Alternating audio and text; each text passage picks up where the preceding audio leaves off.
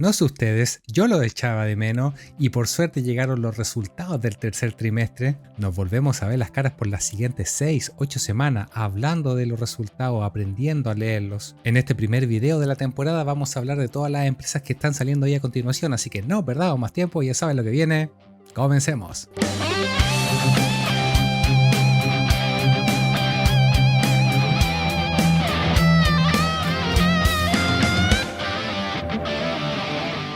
¿Cómo está toda mi gente? Bienvenidos nuevamente a mi canal. Salimos del modo hibernación, empiezan las empresas a reportar sus resultados y por ende tengo trabajo. Como siempre, chiquillos, gracias por estar ahí, por mantenerse con la suscripción, los miembros por seguir apoyándome, ellos por estar ahí apoyándome, son los primeros que ven estos videos, los saco tan rápido como van saliendo los estados de resultados. Así que vamos a partir rapidito, chiquillos, leyendo los resultados, pero antes, como siempre, el pequeño disclaimer. Les recuerdo que estos videos sobre la lectura de los resultados tienen un fin netamente educativo e informativo.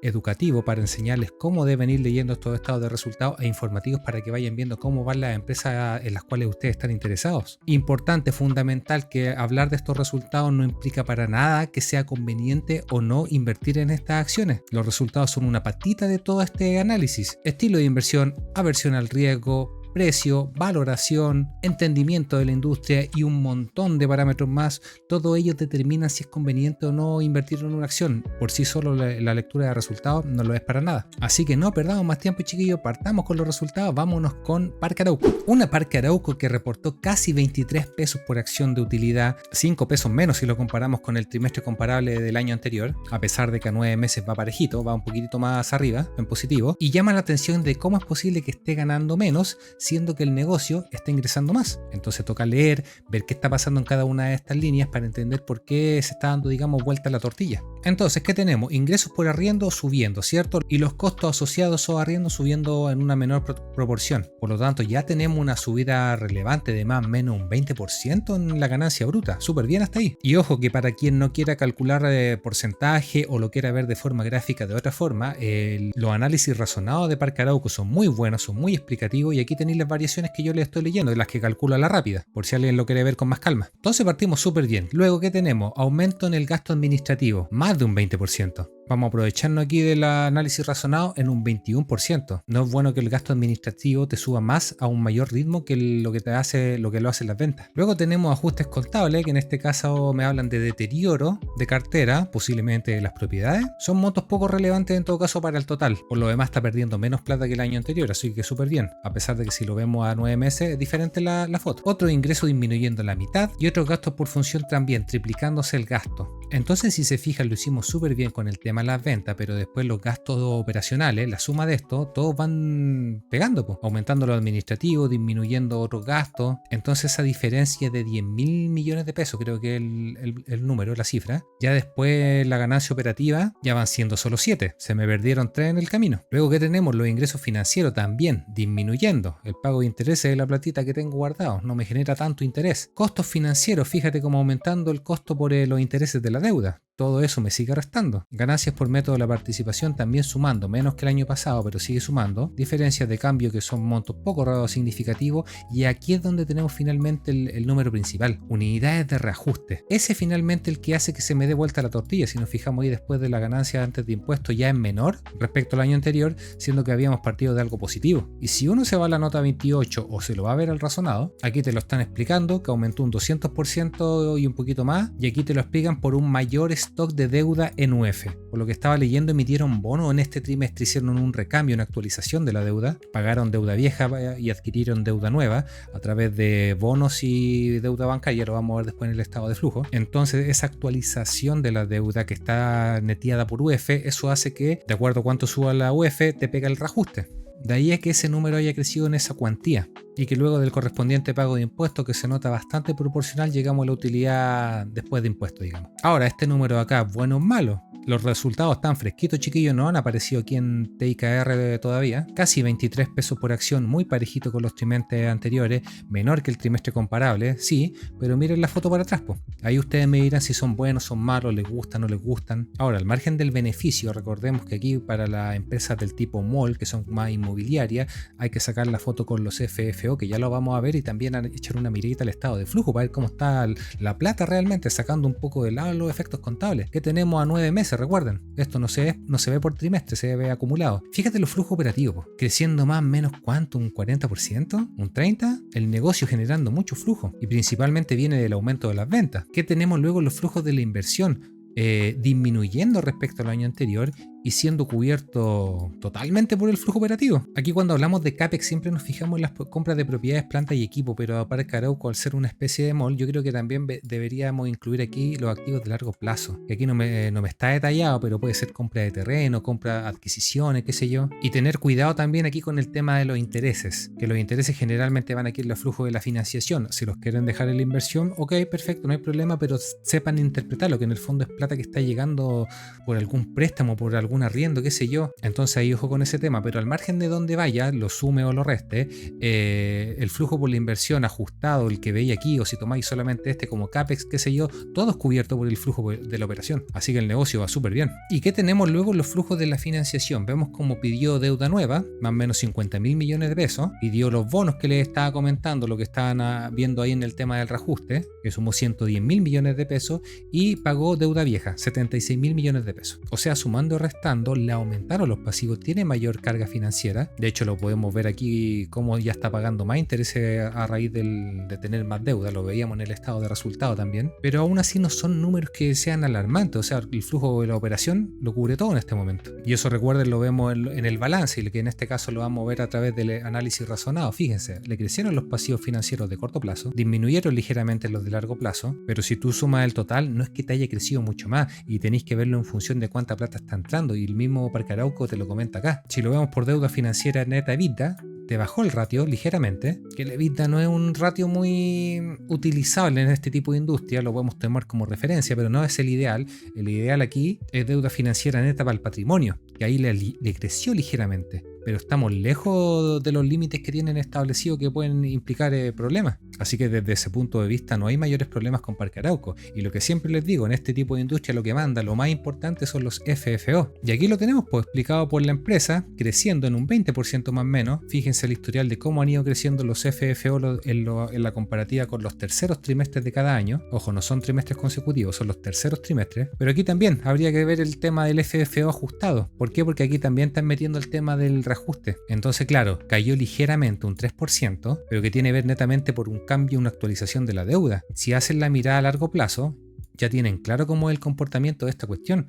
Y estos ajustes de la deuda no se van a dar todos los trimestres. Así que visto lo visto, ¿qué les parecen los resultados de Parque Arauco? ¿Les parecen buenos? ¿Les parecen malos? Ahora también les comparto un poco la valoración por PER, que es la que me muestra TIKR. Idealmente hacer esa valoración por los FFO, esa toca hacerla manual. Me parece que en la temporada anterior se lo mostré de esa forma. Ahí echen una miradita para que ustedes lo hagan, para que aprendan. Pero si lo vemos por PER, que sería un aproximado, tendría un comportamiento más o menos similar. Esto es lo que el mercado valoraba antes del 2020, antes de la pandemia. Un PER entre 15, 20 como máximo, 15 promedio. Y después recordemos que después de la pandemia y el estallido social los múltiplos son otros. Y esto es lo que estaba pagando el mercado. Llegó a pagar PER 10 y hoy en día la tenía PER 12. ¿Creen que el mercado se anime a pagar un múltiplo mayor? ¿O por el contrario, hay una expansión de utilidades y el precio siga subiendo? Recordemos que el precio de Parque Arauco durante todo el año ha tenido una subida lenta pero sostenida. Partió más o menos en 1200, 1300 y la tenemos ya casi llegando a 1600. Eso yo lo hablé en mi video exclusivo de Parque Arauco, para los que me acuerdo de las conclusiones, que había que tenerle paciencia. Si alguien le tuvo paciencia ahí, está siendo premiado. Así que así con Parque Arauco, ¿qué les parece? A mí me parecen buenos los resultados, no me genera mucho ruido el tema de la deuda, ese reajuste que me castigó todo el beneficio. Pero ya el precio, la valoración, es otra cosa. Más detalles no les puedo dar lamentablemente, pero ahí cada uno tiene que evaluar. Vámonos ahora con la regalona de muchos, porque les gustan los dividendos, les gusta la industria, que no es otra que AFP Habitat, que también, si nos vamos rápidamente al beneficio y la utilidad por acción, oye, lo duplicó, 52 pesos por acción. En el año ya lleva 118 y yo sé que varios se están frotando las manos, están contentos con estos números, sí, pero ojo, mesura, entendamos estos números. Partamos por acá, por los ingresos ordinarios. ¿Cuánto están ingresando por el tema de las comisiones a los trabajadores? creciendo más o menos un 4,8%, al ritmo más que nada con lo que crecen los salarios, la verdad. No es que AFP Habitat esté ganando mucha cuota de mercado, eso se ve en otro lado en las presentaciones, no viene al caso. Hay que estar revisándolo de igual forma. Y si después seguimos en la segunda línea, aquí ya encontramos al tiro el responsable de toda la crecida de los beneficios, que no es otra cosa que la utilidad del encaje. Fíjense la diferencia respecto al año anterior, y si lo comparamos a 9 meses también es una brutalidad, y tiene que ver netamente con el comportamiento de los bonos, las bolsas que han sido positivos en este año y que se ven aquí reflejados en el encaje. ¿Qué más tenemos aquí? Gastos por personal, creciendo más o menos un 6,9%, creciendo un poquitito más de lo que lo hacen las ventas. No es tan terrible, pero no es positivo. Gastos por depreciación y amortización, que estos son siempre bajitos y son más o menos en este rango, no es mayor problema, no me va a cambiar mucho la foto. Otros gastos también que se mantienen, costos financieros disminuyendo respecto al año anterior. Otras ganancias son chiquititas, pero también van sumando. Lo que vemos de aquí para abajo no me va a cambiar mucho la foto, no vale la pena mucho desgastarse en la lectura. Los reajustes, que la diferencia de cambios, si se fijan, no me va a cambiar el global. Entonces hay que tratar de un poco limpiar este tema para ver cómo va el negocio, sacarnos un poco el encaje, lo mismo que hicimos en la temporada anterior. El resultado aquí, antes de impuestos. Si yo normalizo este tema para comparar más o menos peras con peras y sacarme un poco el ruido del encaje, tendríamos que el año pasado 34,64 le sumo lo que perdió, serían más o menos 37 mil millones de pesos, y lo mismo la utilidad, los 71,65, quitarle toda esa brutalidad de encaje que tuvo, sería una utilidad antes de impuestos, sacando el encaje de 36,7, ligeramente inferior que este año. Netamente porque te crecen más los costos que lo que te crecen las ventas en este caso, o los ingresos por comisión. ¿Es bueno o es malo eso? Ahí lo dejo a su criterio. Claro, si nos enfocamos solamente en esto, pareciera ser malo. Tampoco es que AFP Habitat sea una empresa de crecimiento y que el mercado esté pagando múltiplos acorde a ello. No, es una empresa estable, predecible, que si consideramos el efecto del encaje, que lo podemos sacar temporalmente para tener una mirada, pero que finalmente sí tenemos que considerarlo, el resultado es lo que vemos abajo, que se duplicó la utilidad. Ahora, si nos vamos a los estados de flujo, tampoco se ve mucho la diferencia. Si AFP Habitat o la AFP en general son muy estables, ganan más o menos lo mismo. Los flujos por la operación en este caso disminuyendo ligeramente, muy en línea con el estado de resultados, limpiando el encaje, lo que les acabo de explicar. Flujos de la inversión, que son más que nada movimientos del encaje, van comprando y vendiendo activos, van haciendo movimientos, se mantiene más o menos de un año para otro. Y los flujos por la financiación, que finalmente son más que nada los dividendos que van entregando. ¿Qué tenemos que tener ojo? Aquí el saldo al final del ejercicio, que aquí habría que quitarle 20 por el tema del dividendo que acaba de dar ahora en octubre. La posición de caja es bastante inferior respecto a la del año pasado, sí, pero ¿por qué se puede explicar eso? Porque aquí, si se fijan, hubo un movimiento importante en inversión de activos financieros. Vendieron por 40.000, pero tuvieron que comprar por 70.000. Eso les afectó bastante el flujo. ¿Es preocupante esto? Para nada, o sea, las AFP, como les digo, son un negocio muy estable, muy predecible, que todos los años te va a ir ganando parejito. Lo vemos aquí en TIKR, aquí habría que sumar la nueva barrita de este trimestre, los 50 y tanto, que sería el mejor trimestre de los últimos 4 años quizás, influenciado por el encaje, sí, pero que no deja de estar sumando, no deja de ser utilidad para el negocio. Así que nada nuevo bajo el sol, AFP Habitat, como cualquier otro FP, negocio estable, ganando más o menos lo mismo. No sé si alguien esperaba algo diferente, si las AFP son lo que son. Déjenme ahí en los comentarios si les gustaron estos resultados. Y otra cosa que se me estaba olvidando es el tema de la valoración. Si nos fijamos, AFP Habitat ha estado bajando en los últimos meses, desde mayo, que alcanzó los 965, ha ido bajando y la tenemos hoy en día en 830 aproximadamente. Esa bajada en el precio se condice con la bajada de la valoración, que la teníamos cerca de 7 y hoy día la tenemos en 5,9, y que con los resultados positivos de ahora, y si se mantiene el precio de la acción, debería bajar aún más esta valoración, que por lo demás está muy influenciada por el tema político de la reforma de pensiones, que no se sabe bien qué va a pasar. Una vez que se zanje eso, ¿qué creen ustedes?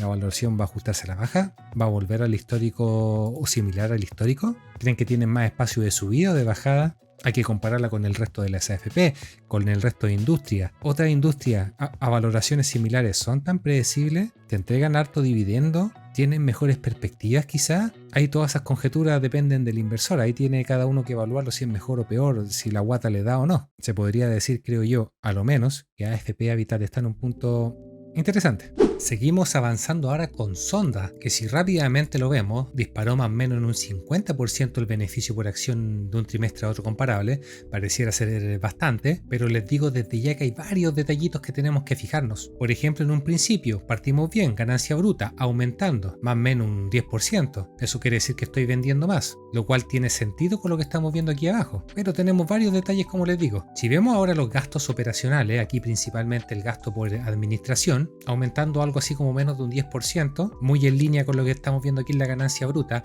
pero vemos luego que aquí hay otro ítem, otros gastos por función, habría que ver ahí el detalle en la nota 32, que también aumenta. Entonces ya nos vamos fijando cómo la ganancia operacional ya es prácticamente la misma que el año pasado. No saco nada que venda más, que gane más y después los gastos operativos me chupan todo. Entonces ya estamos igual que el 2023. ¿Qué pasó de aquí para abajo? Que se da esta diferencia del 50%. Sigamos. Ingresos financieros más o menos se mantiene, aquí no tenemos problema. Costos financieros aumentando más o menos un 20%, ya empezamos a sentir algunos golpes en los resultados. Ganancias por método de la participación, contable y pequeño, despreciable ese número. Ajustes por moneda extranjera, aquí tenemos un ítem relevante porque el año pasado favoreció bastante ese cambio, mientras que este año está perjudicando, pero que se compensa de alguna forma por las unidades de reajuste que este año pegaron poco, mientras que el año pasado pegó bastante. Entonces fijémonos en la ganancia antes de impuestos, como es bastante menos respecto al año anterior, pero insisto, aquí en el beneficio final se nos da vuelta la tortilla.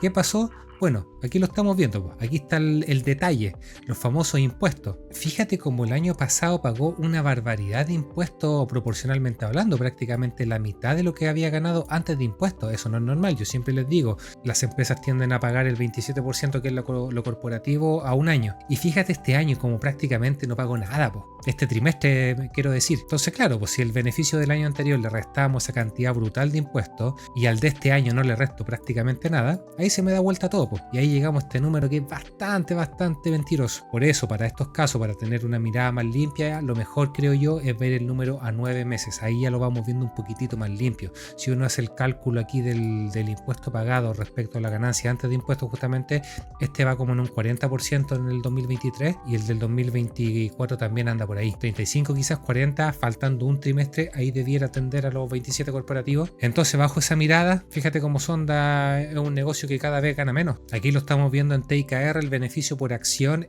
como en los últimos años del 2023, cómo ha ido bajando y le ha costado recuperarse a los niveles anteriores. Si echamos una mirada un poquitito más para atrás, del 2014 al 2019, antes de la pandemia, esos eran los números que ganaba Sonda más o menos en el año. Estamos lejos de esos números. Eso explica por qué la acción en el largo plazo, fíjate cómo ha pasado de 1500 que valía más o menos en 2015, bajando hasta 350 hoy en día. Las empresas no bajan porque sí, siguen a los beneficios, recuerden. Fijándonos en el margen operativo, es decir, cómo lo está haciendo el negocio antes de las cargas financieras, antes del pago de impuestos, para ver netamente cómo va el negocio, vemos como Sonda tenía más o menos un margen operativo de más o menos el 8%, en el mejor de los casos 9%, y vemos como en los últimos años ha ido bajando a 6, 4, 5, 3,6 en el trimestre anterior. Habría que ver ahora qué números me dan para este tercer trimestre, pero ya les digo que va en esta línea. Entonces Sonda no es un negocio que esté dando la vuelta a su negocio, sigue bastante alejado de lo que hacía antaño. Y si nos vamos al estado de flujo podemos encontrar algunas cosas positivas, por ejemplo que el flujo operativo sí, es el doble que el año pasado, perfecto. Que el flujo de la inversión lo cubre el flujo de la operación. Prácticamente 100% CAPEX ese flujo de la inversión. A pesar de que se compensa aquí los intereses recibidos con intangible, pero para fines prácticos la inversión es cubierta por la operación. Pero fijémonos en la financiación porque es donde finalmente se van las lucas. Te pidió más o menos en deuda nueva 320 mil millones de pesos. Ok, y pagó deuda vieja por 337 mil. O sea, podríamos decir que redujo la deuda. Eso es bueno. El tema es que está pagando más por arrendamiento. Fíjate cómo los intereses que está pagando son el 50% más a pesar de estar bajando la deuda. Quizás esta cuestión está en UF y no está bajando nada, habría que ver el detalle. O quizás la deuda que está refinanciando está a unas tasas de interés más altas. No lo sé, no soy un fanático de Sonda, no he ahondado en sus números, pero lo cierto es que está pagando mucho más interés, ahí se te va el flujo, ahí se te va la platita. E insisto, si el negocio sigue haciéndolo así, no veo por dónde Sonda le puede dar la vuelta, la verdad. Rápidamente les comparto la valoración de Sonda por EV/EBITDA, Enterprise Value, que considera la deuda. Fíjense cómo ha bajado la valoración de antaño que te la daban a 9 veces Enterprise Value EBITDA y hoy día la tenían 4. Pareciera ser muy barato, sí, pero tienen que tener en consideración las cosas del negocio. Yo creo que aquí podría aplicar el dicho: a veces lo barato cuesta caro. Ojo ahí. Seguimos avanzando ahora con el Vice Corp, que por lo que estuve viendo, la CMF acaba de aprobar la fusión con el banco Security, así que eso ya va viento en popa, pero eso es harina de otro costal. Nosotros venimos aquí a ver los resultados, ver cómo les fue en el trimestre. Lo que venga después de la fusión lo veremos en su momento. Y ojo aquí con el beneficio, fíjate cómo bajó más o menos un 30 y tantos %. Si lo vemos acumulado a 9 meses también se está notando una bajada. Entonces algo está pasando en el negocio que ya no va tan bien como en los años anteriores. Y lo podemos ver rápidamente aquí en la ganancia bruta. Cuánto ingresé, cuánto vendí menos cuánto me costó. Recordemos que aquí en los ingresos estamos mezclando el banco, estamos mezclando la parte de aseguradora, que son los fuertes del Vice. Tiene otras líneas de negocio, pero que no aportan mucho al global. Entonces, claro, pues si te disminuyen las ventas, te aumentan los costos administrativos, se te van comprimiendo los beneficios, pues. Cáchate la ganancia antes de impuestos. Y que luego del correspondiente de pago de impuestos, que ojo, este trimestre se me hace que pagó bastante poco, 6 prácticamente dividido en 42. Un 14%, cuando lo normal debiera ser 27. Fijémonos en el año pasado, 15 en 73. Ya te fijáis, estaba pagando el 20, ya más cercano al 27. Ya, pero son pequeños detalles. Como les digo siempre, ese dato lo tenemos que ver idealmente a 12 meses, una vez cerrado el año. Pero al margen de eso, claro, pues ya te sigue disminuyendo el beneficio antes de impuestos, después de impuestos, como lo quieras ver. Te da la explicación acá, entonces todo viene de acá, de que el negocio esté ingresando menos finalmente. Así que vámonos a nuestro amigo el razonado para ver qué explicación nos dan de por qué están bajando los beneficios, o las ventas en este caso. Aquí ya vamos teniendo datos, aquí nos están dando la utilidad consolidada de todo. Vemos como todas las líneas de negocio están con números negativos, están ganando menos que el año pasado en el acumulado 9 meses, esto por si acaso. Y aquí ya encontramos una información bastante relevante que nos va diciendo por dónde van los problemas. Fíjate aquí lo que estamos comparando, septiembre del 2023, septiembre del 2024.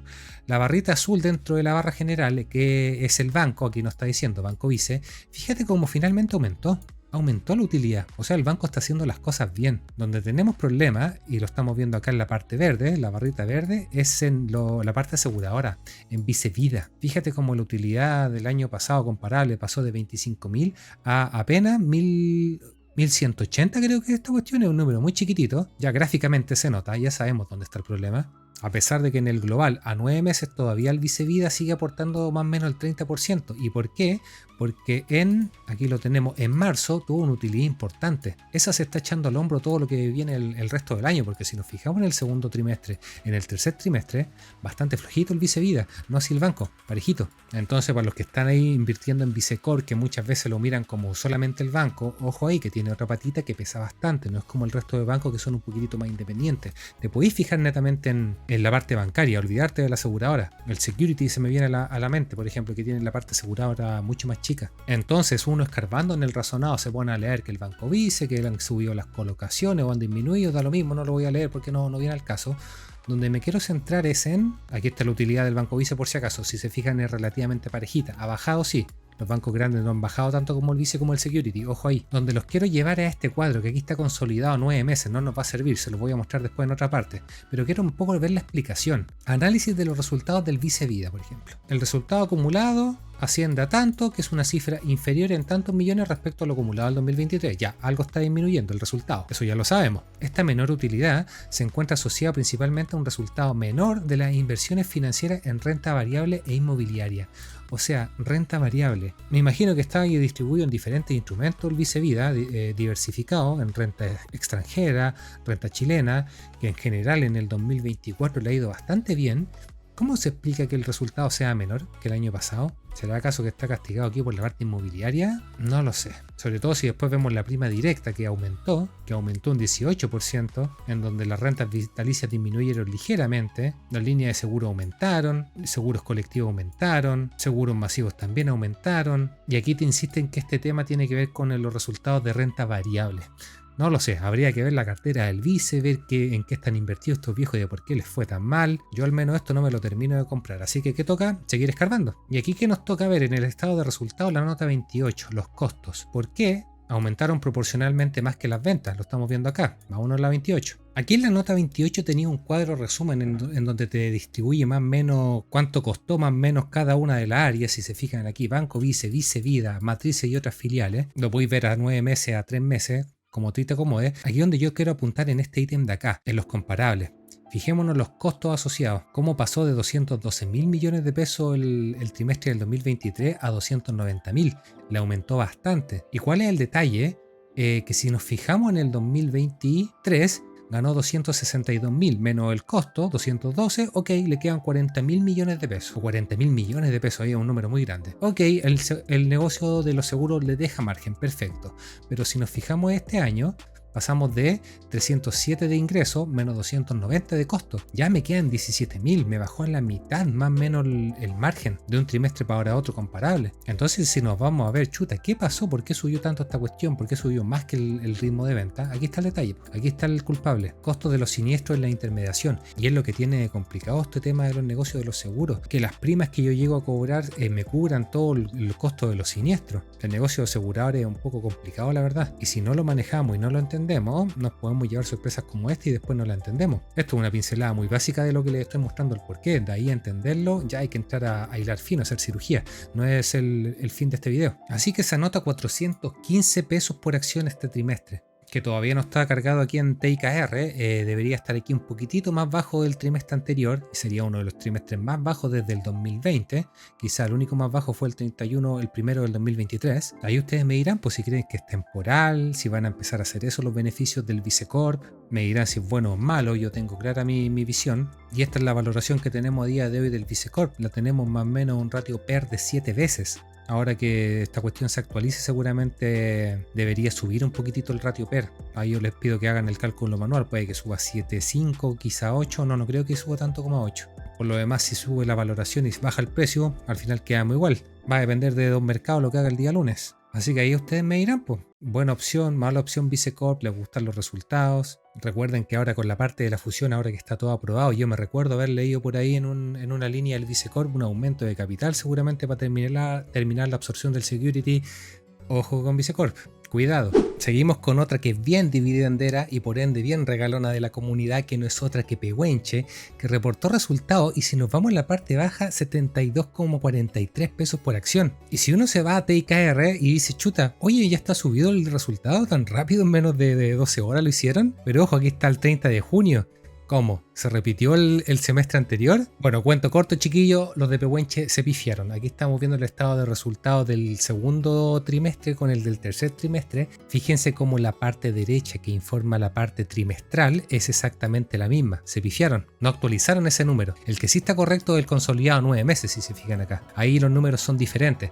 Por lo tanto, toca hacer la pega manual, tomarlo del tercer trimestre y restarle lo del sexto trimestre y por resta ahí llegar a cuánto realmente ganó el tercer trimestre. Así que tranquilos, el tío Lucho ya se puso la camiseta, ya hizo el cálculo rápido de los números más relevantes. Estos son, y lo cierto es que ganó 59,99, 56 pesos por acción, más o menos la mitad de lo que había ganado el tercer trimestre comparable del año pasado, 113. De hecho, aquí lo estamos viendo en la parte derecha, el estado de resultados del trimestre anterior, porque el que estamos viendo aquí en el de Pehuenche, el de ahora, también se pifiaron. Están repitiendo el del segundo trimestre, por eso tengo que abrir los dos archivos. Entonces, ¿qué pasó, po? ¿Qué pasó que bajó tanto a la mitad? La explicación en parte la encontramos en el razonado, en esta parte de acá, donde si bien nos hablan del resultado a 9 meses, no lo atacan directamente al trimestre, sí nos da algunas luces de lo que está pasando. Por ejemplo, dice que los ingresos aumentaron en un 17%, siendo que a 6 meses en el razonado anterior había subido ese número un 26%, por lo tanto, para que en el global te baje del 26 al 17 es porque se comprimieron mucho los ingresos. Esto se explica porque vendieron más energía, volumen, cantidad, y que también subió el tipo de cambio a 11,6%, siendo que en el razonado anterior este número era el 16%, o sea, también le perjudicó el tema del dólar, y que el precio spot también disminuyó en un 43%.